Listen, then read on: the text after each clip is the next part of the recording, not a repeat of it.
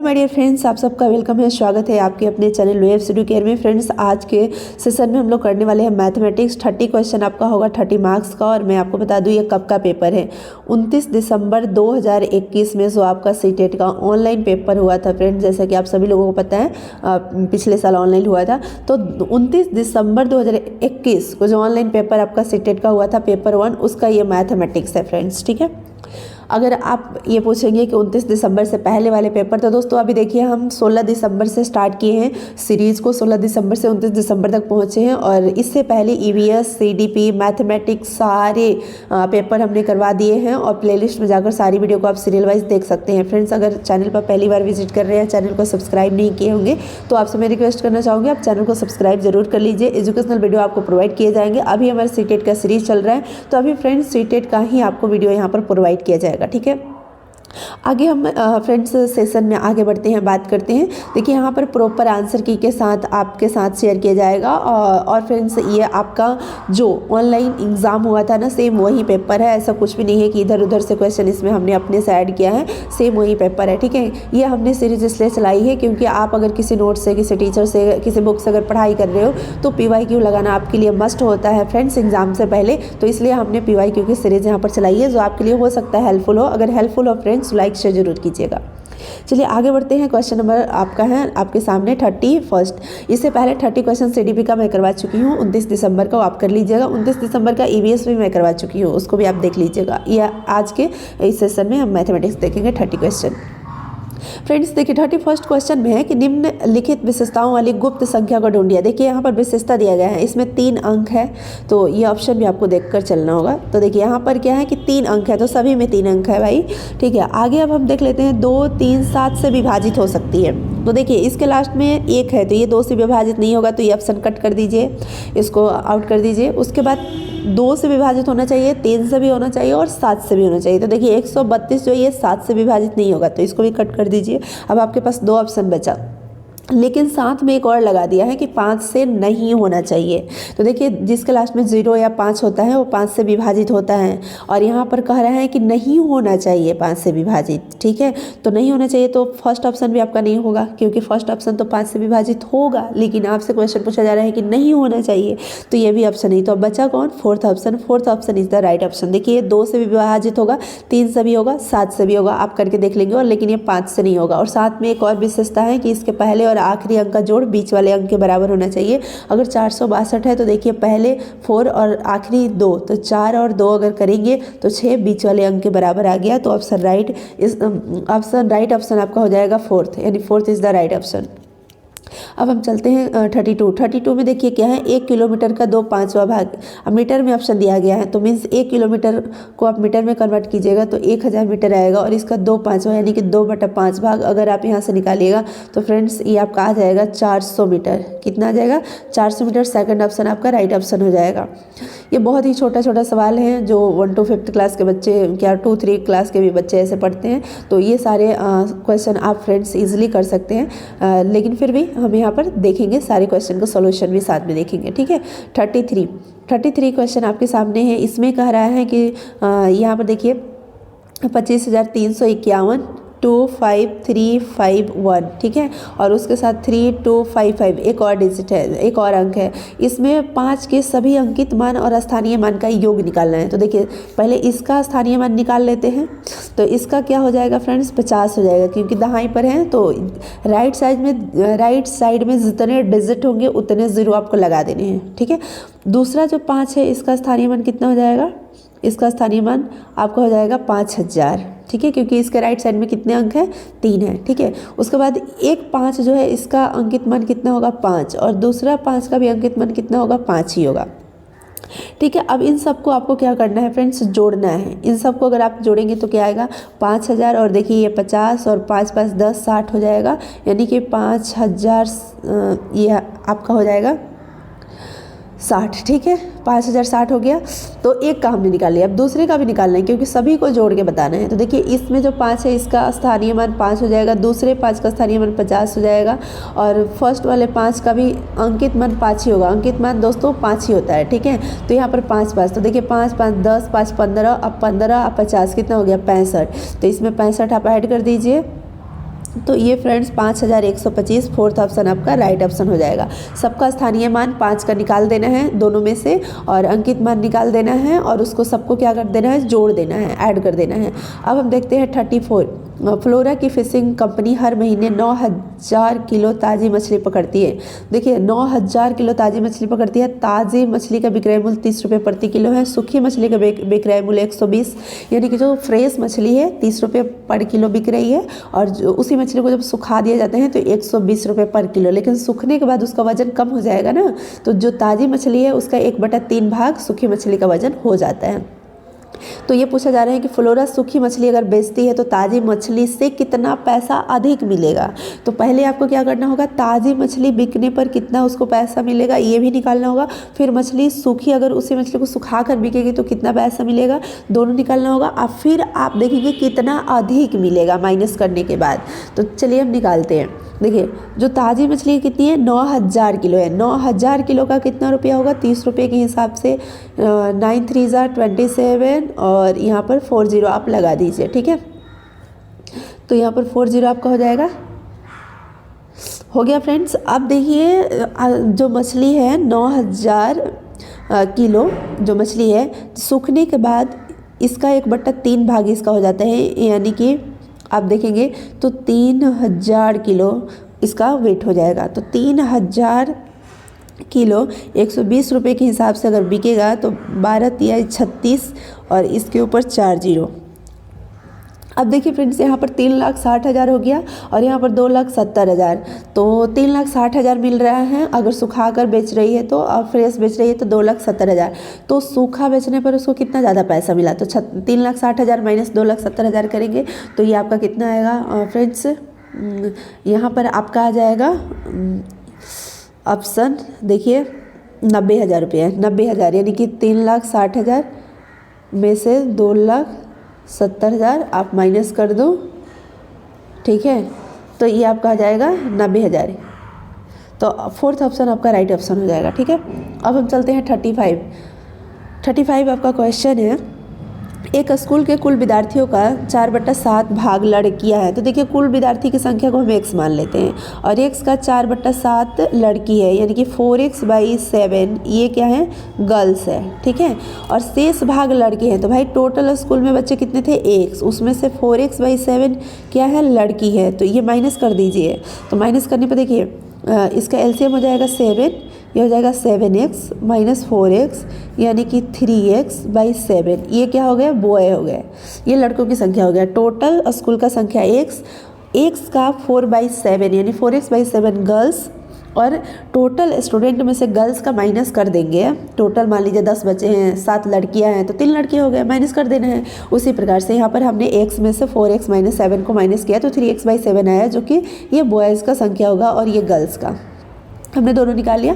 यदि लड़कियों की संख्या से 211 ज़्यादा है, अब देखिए लड़कों की संख्या से, यानी लड़कों की संख्या 3x/7 है, तो इसमें 211 और जोड़ दीजिए, तब जाकर ये लड़कियों की संख्या बनता है। यानी कि लड़कियों की संख्या लड़कों की संख्या से 2 से 11 ज़्यादा है, तो लड़कों की संख्या में 2 से 11 जोड़ने पर लड़की की संख्या का इक्विवेलेंट होगा, ठीक है। अब यहाँ पर फ्रेंड्स देखिए माइनस आप कर लीजिए, x का वैल्यू निकाल लीजिए। 211 = 4x बाई ये हो जाएगा 7, और इसको इधर लाएंगे तो 3x/7, 4x/7 माइनस 3x/7 करेंगे तो x/7 आएगा। x/7 = 211, x/7 = 211। तो x = क्या आ जाएगा, 7 7 7 दूनी 14, 1477। ये टोटल बच्चे स्कूल में।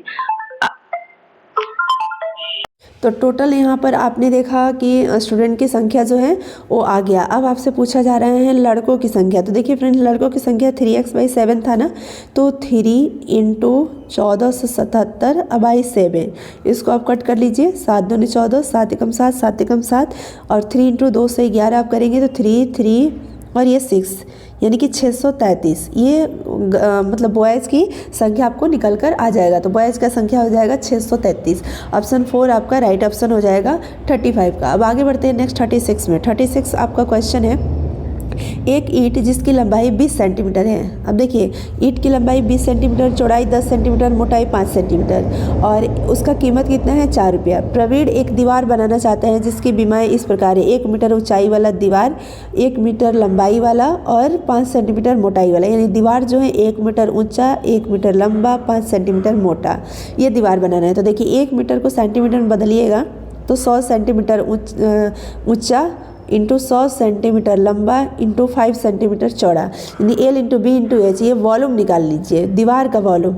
और एक ईंट का वॉल्यूम कितना है, 20 into 10 into 5, L into B into H कर लीजिए, तो ईंट का यह संख्या निकल कर आएगा। नंबर्स ऑफ यहाँ पर ब्रिक आपका निकल कर आएगा, यानी ईंट की संख्या निकल कर आएगा। तो ये 5 कट गया, एक 0 कट गया, ये कट गया और यहाँ पर कितना आ गया, 50। ईंट कितने लगेंगे, 50 ईंट लगेंगे। अब यहाँ पर देखिए, एक ईंट का जब 4 रुपये है तो 50 ईंट का कितना हो जाएगा, यानी कि 200 रुपये खर्च आएंगे, यानी थर्ड ऑप्शन आपका राइट ऑप्शन हो जाएगा। आगे हम बढ़ते हैं 37 में आपका क्वेश्चन है फ्रेंड्स कि दो संख्याओं का गुणनफल उनके क्रम को पलटने पर भी समान रहता है। इसका मतलब ये हुआ जैसे 5 इंटू आप 4 करेंगे तो 20 ही आएगा, या 4 इंटू आप 5 भी करेंगे तो 20 ही आएगा। इसको क्रम विनिमय गुण बोला जाता है। क्रम विनिमय मतलब एक्सचेंज करने के बाद भी वो मतलब उसका जो वैल्यू है वो वही रहेगा। तो सेकंड ऑप्शन आपका राइट ऑप्शन हो जाएगा। 38 में आपका क्वेश्चन है, यदि एक वृत्त के व्यास को दोगुना कर दिया जाए, जैसे एक वृत्त है जिसका डायमीटर d है लेकिन दूसरा वृत्त जिसका डायमीटर क्या हो गया, 2d हो गया, ठीक है, दुगना कर दिया जाए, तो नई परिधि का पुराने परिधि की वृत्त से परिधि से अनुपात कितना होगा। देखिए यहाँ पर जो रेडियस होगा वो कितना हो जाएगा, d/2, और यहाँ पर जो रेडियस होगा वो कितना हो जाएगा, 2d/2 करेंगे तो d आएगा, रेडियस है ना। तो नई परिधि का पुराने परिधि से, तो नई परिधि यानी कि 2πr2 कर लेते हैं और पुरानी परिधि 2πr1। तो देखिए भाई 2π कट जाएगा, r2/r1, r2 है d बाई r1 है d/2, तो यहाँ पर d इंटू 2/d, ठीक है। तो यानी कितना आया, 2 ऊपर नीचे 1 आया, 2:1 यानी कि फर्स्ट ऑप्शन आपका राइट ऑप्शन हो जाएगा। आगे बढ़ते हैं 39 में आपका फ्रेंड्स क्वेश्चन है, कक्षा 5 का विद्यार्थी मनोज माया के घर से दूध लेने गया जो उसके घर की, ध्यान से अब यहाँ पर समझिएगा, माया के घर दूध लेने गया जो उसके घर से उत्तर में, तो उत्तर मतलब इधर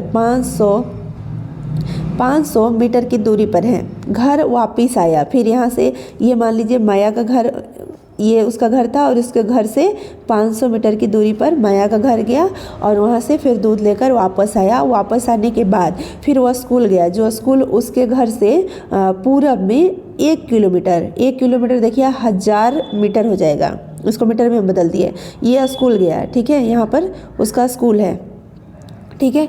अब यहाँ पर पूछा जा रहा है ना कि स्कूल में उसे 2 स्थानों का रास्ता बताने के लिए कहा गया। उसने कागज़ पर सबसे पहले एक बिंदु बनाकर उसे एच नाम दिया। क्या नाम दिया, एच, घर।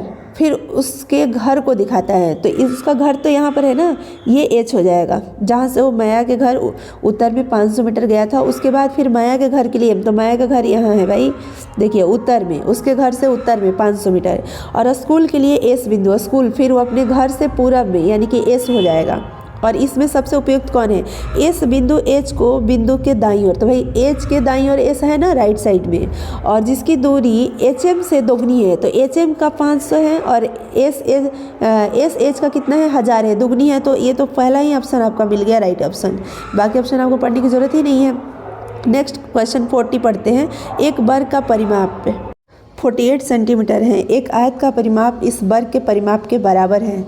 आयत की लंबाई आयत की चौड़ाई से 4 सेंटीमीटर अधिक है। देखिए एक वर्ग का परिमाप दे रखा है, ठीक है, वर्ग का परिमाप क्या होता है, 4a, और ये कितना दे रखा है, 48 सेंटीमीटर। तो यहाँ से a आप निकाल लीजिए, तो कितना हो जाएगा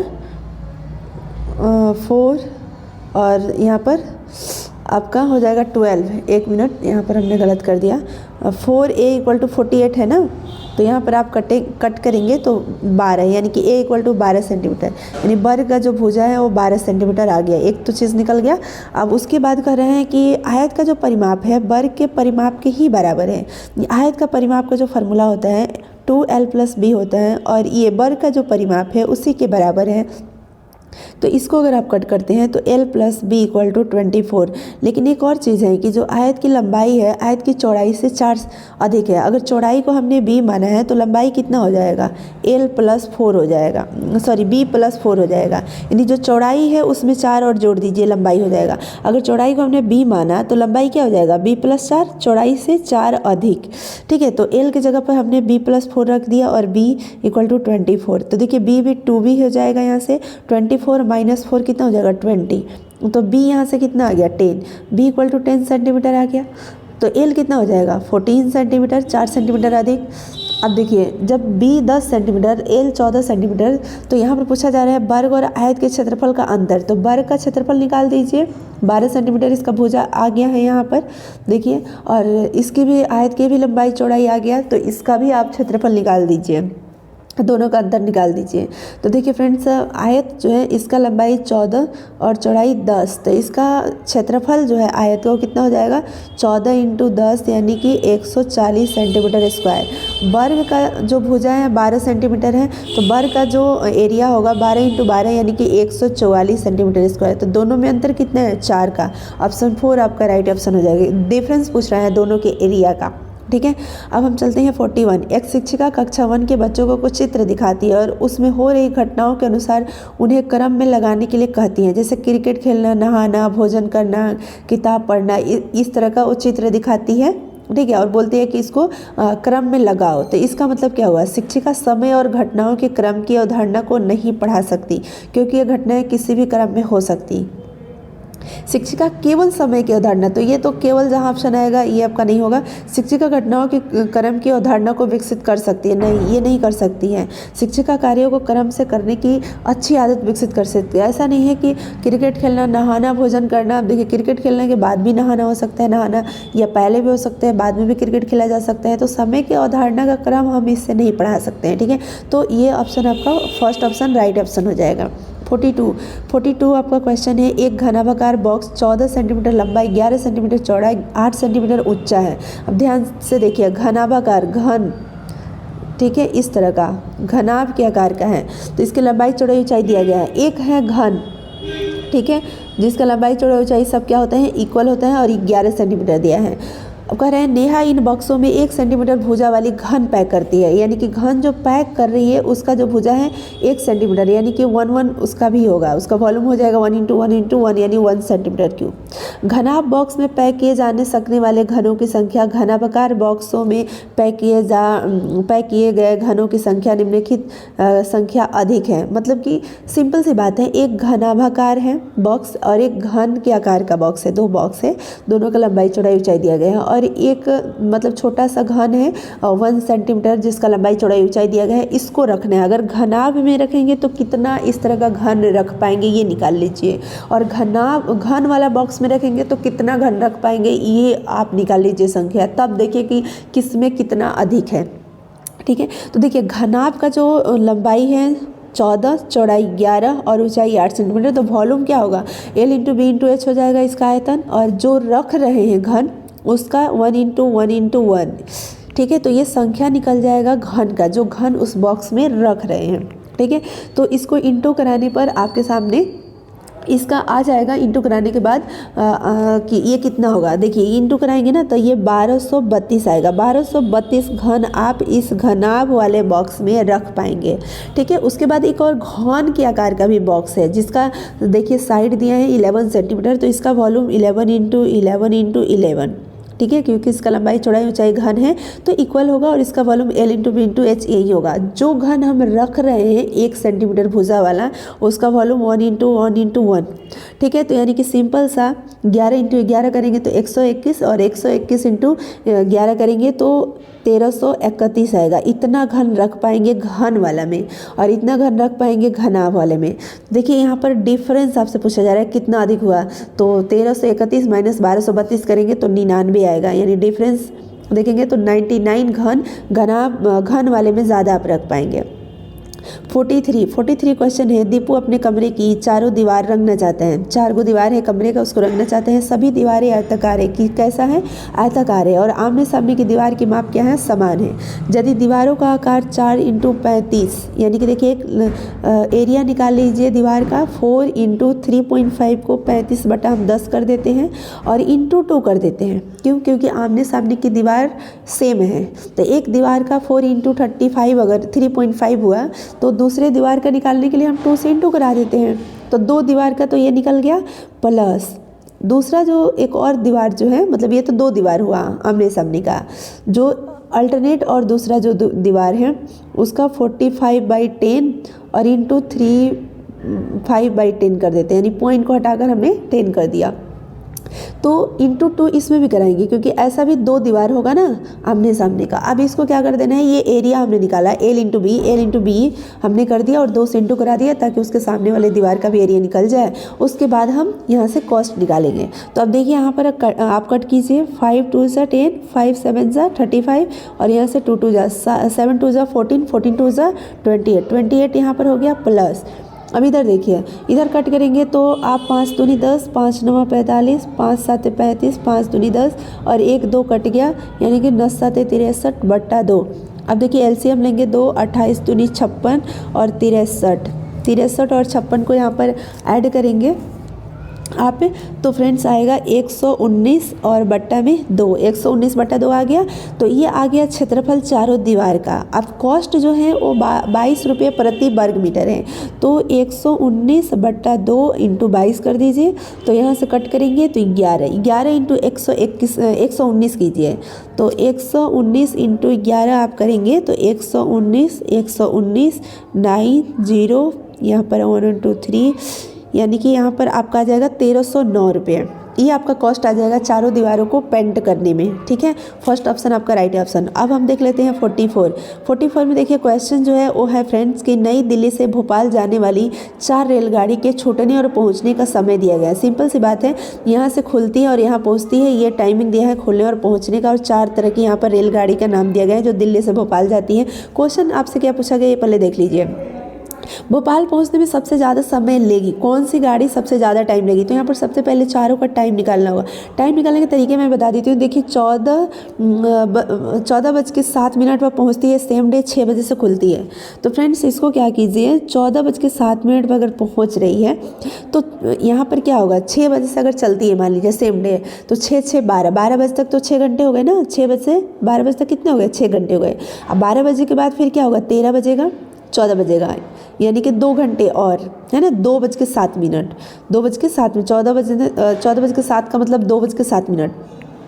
तो 6 से 12 बजे तक 6 घंटे हो गए और उसके बाद 2 घंटे और, यानी कि 8 घंटे 7 मिनट 8 घंटे 7 मिनट आपका हुआ। तो फ्रेंड्स यहाँ पर आप देख लीजिए 8 घंटे 7 मिनट ये टाइम लगा इस ट्रेन को। दूसरी को देखिए, ये 20 बजे शुरू होती है, यानी कि 8 बजे स्टार्ट होती है और 4:30 बजे अगले दिन सुबह में पहुंचती है। तो 8 बजे अगर स्टार्ट होती है रात को तो 12 बजे तक कितने घंटे हो गए, 4 घंटे हो गए। 4 घंटे को निकाल दो, उसके बाद 12 बजे के बाद से लेकर सुबह 4:30 बजे तक कितने घंटे हुए, 4.5 घंटे, और 4 घंटे इधर, क्योंकि 20 बजने का मतलब 8 बज गया। 8 बजे से 12 बजे रात तक कितने घंटे हो गए, 4 घंटे हो गए, और 12 बजे के बाद 4.5 घंटे हो गए 4:30 बजे तक। तो 4 और 4.5 8 घंटे 30 मिनट 8 घंटे 30 मिनट लगेंगे। दूसरी देखिए 8:10 पर वो खुलती हैं और 5:20 पर वो पहुंचती है। अब देखिए यहाँ पर 5:20 पर अगर पहुंच रही है, यानी 8:10 में खुल रही है। तो 8:10 में अगर खुल रही है तो यहाँ पर जो आपका टाइम होगा कितना हो जाएगा, 8:10, तो इसको आप 8 मानो, तो 4 घंटे इधर हो गए और 5 घंटे उधर हो गए, 9 घंटे हो गए। ठीक है, और 10 मिनट बाद और 20 मिनट पहले, तो आप 10 और माइनस कर दो, यानी कि 9 घंटे 10 मिनट हो गए। ठीक है, उसके बाद इस तरह से देखिए 22:25, यानी कि आप इसको 10:30 मानकर चलो। 10:30 से 11:30, 12:30 और ये 7:30 बजे तक आप लेकर चलो। ठीक है, इसको 7:30 आप लेकर चलो, तो क्या हो जाएगा 10:30 से 7:30 कितना घंटा होगा, 10:30, 11:30, 10:30, 11:30, 12:30, ये 2 घंटे और 7:30, 7 घंटे और 2 घंटे 9 घंटे ऐसे हो गए। यहाँ पर हमने 5 मिनट बढ़ा लिया था, यहाँ पर 10 मिनट और एक्स्ट्रा हैं, तो 5 मिनट आप बढ़ा लो, यहाँ पर 15, यानी कि 9 घंटे 15 मिनट। ये हो गए। तो सबसे ज़्यादा टाइम कौन सी गाड़ी ली, ये ली KLK SN SI SF SPL, जो भी यहाँ पर नाम है आप यहाँ पर देख लीजिए फ्रेंड्स। KLK ये कहाँ पर मिलेगा, फोर्थ ऑप्शन में आपका दिख रहा है, तो फोर्थ ऑप्शन आपका राइट ऑप्शन हो जाएगा। ठीक है, आगे बढ़ते हैं नेक्स्ट 45 क्वेश्चन में आपका क्या है, ईसा के अंकल का घर उसके घर से 150 किलोमीटर की दूरी पर है। ईसा के अंकल का घर कितनी दूरी पर है, 150 किलोमीटर। 1 लीटर पेट्रोल से वो 15 किलोमीटर चल सकती है। वही 1 लीटर पेट्रोल 95 रुपये का है। उसके घर के पास 2500 रुपये हैं। यदि वो कार से अपने अंकल के घर जाती है तो ज़रूरत के हिसाब से पेट्रोल भरवा कर वापस भी आती है, तो उसके पास कितने रुपये बचेंगे। अब ध्यान समझिए, 150 किलोमीटर है ना, ठीक है। 1 लीटर में कितना किलोमीटर चल रही है, 15 किलोमीटर। तो 150 किलोमीटर चलने के लिए कितने लीटर पेट्रोल चाहिए, 10 लीटर चाहिए। लेकिन यहाँ पर बात क्या की गई है, वो कार से अपने अंकल के घर जाती है और ज़रूरत के हिसाब से पेट्रोल भरवा कर वापस भी आती है। यानी कि 10 लीटर अगर जाने में लग रहे हैं, 150 किलोमीटर घर दूर पे है, तो 150 किलोमीटर जाएगी, फिर 150 किलोमीटर आएगी, 300 किलोमीटर हो गए ना। यानी कि अगर 150 किलोमीटर का 10 लीटर पेट्रोल लग रहा है तो जाने का, तो 10 लीटर आने का भी लगेगा। यानी टोटल पेट्रोल खर्च कितना हुआ, 20 लीटर। 1 लीटर पेट्रोल का 95 रुपये, तो 20 लीटर का कितना हो जाएगा, 5 दूनी 10, 9 दूनी 18, 19, यानी 1900 रुपये हो गए। 1900 रुपये खर्च हो जाएंगे। उसके पास कितने पैसे हैं, 2500 में से 1900 खर्च हो गए, तो कितने बचे, 600 रुपये। आपका answer third option right option हो जाएगा। 46 निम्न में से वैन हीले सिद्धांत के अनुसार कौन सा क्रम ज्यामितीय स्तर के लिए सही है। अब देखिए, वैन हीले का आपने पढ़ा होगा क्रम, पहचान करना, विश्लेषण तो पहले आएगा नहीं, विश्लेषण तो बाद में आता है, पहले पहचान करना आता है। अब देखिए, पहचान करना, फिर संबंध बनाना, फिर विश्लेषण करना, फिर निगमन, फिर स्वयं सिद्धता। पहचान करना, विश्लेषण, संबंध। अब देखिए, यहाँ पर 2 चीज़ें हैं। पहचान करने के बाद पहले संबंध बनाए गए कि पहले विश्लेषण, यानी कि उसके बीच में रिलेशन स्थापित किया जाएगा कि पहले उसका एनालिसिस किया जाएगा। तो पहचान करने के बाद पहले एनालिसिस करेंगे, तभी तो आप रिलेट कर पाएंगे। तो यानी यहाँ पर जो आपका ऑप्शन है फ्रेंड्स, ये सेकंड ऑप्शन आपका राइट ऑप्शन होगा। पहचान करने के बाद पहले विश्लेषण करेंगे, फिर रिलेशन स्थापित करेंगे, फिर निगमन, फिर स्वयं सिद्धता। 47 में है, निम्नलिखित में से कौन सा कथन गणित की प्रकृति के बारे में सही नहीं है, गणित के नेचर के बारे में सही नहीं है। यह दिक् स्थान परिमाण और माप का विज्ञान है। गणितीय ज्ञान सटीक, व्यवस्थित, तार्किक है। गणितीय भाषा अच्छी तरह से परिभाषित और स्पष्ट है। गणित में सभी प्रमेय और अभिगृहित प्रमाणित तथ्य, बिल्कुल ये बात सही है। ये नेचर का ये मतलब नहीं करता है, ये प्रकृति के बारे में नहीं बताता है, तो इसलिए ये क्या है, गलत है। क्योंकि केवल इसमें प्रमेय थ्योरी नहीं होता, इसमें परिभाषा भी होता है, इसमें तर्क भी होता है, परिमाप भी होता है, माप भी होता है, सब होता है, लेकिन हमसे नहीं पूछा गया है, इसलिए 4 ऑप्शन आपका राइट ऑप्शन हो जाएगा। नेक्स्ट क्वेश्चन देखते हैं 48 में है, एक गणित की परीक्षा में श्रुति फातिमा ने एक प्रश्न सम्मिलित किया यदि 2 संख्याओं का योग 17 है। एक गणित की परीक्षा में सुश्री फातिमा मतलब एक टीचर है फातिमा, वो ये क्वेश्चन ऐड करती हैं कि 2 संख्याओं का योग कितना है, 17 है। 2 संख्याओं का योग कितना है, 17 है। तो ये 2 संख्या क्या है।